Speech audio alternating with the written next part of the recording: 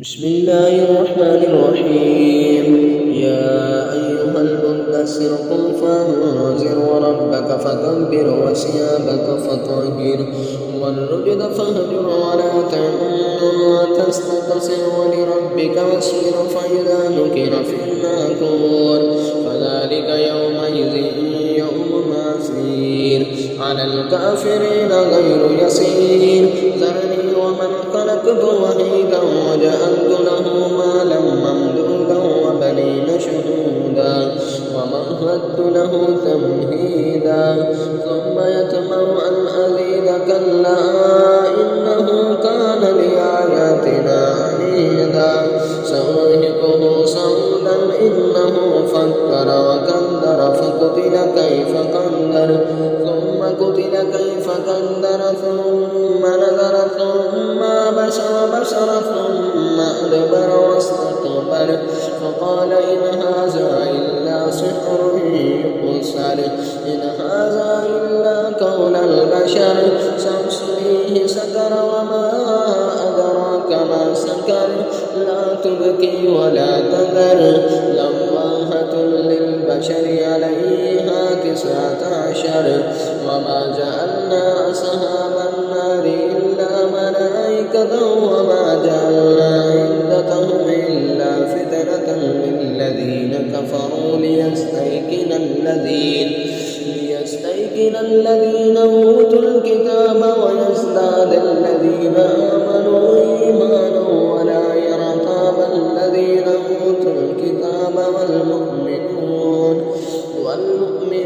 وليكون الذين في قلوبهم مرض والكافرون ماذا أراد الله بهذا مثلا كذلك يضل الله من يشاء ويهدي من يشاء وما يعلم جنود ربك إلا هو وما هي إلا ذكرى للبشر كلا والقمر والليل إذا أدبر والصبح إذا أسفر إنها لإحدى الكبر نذيرا للبشر لمن شاء منكم أن يتقدم أو يتأخر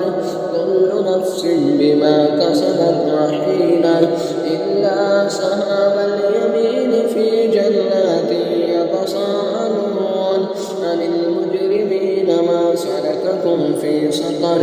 قالوا لم نك من المصلين ولم نك نطعم المسكين وكنا نخوض مع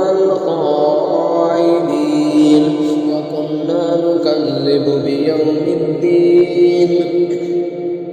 حتى أتانا اليقين فما تنفعهم شفاعتهم الشافعين فما لهم عن التذكرة معرضين كأنهم حمر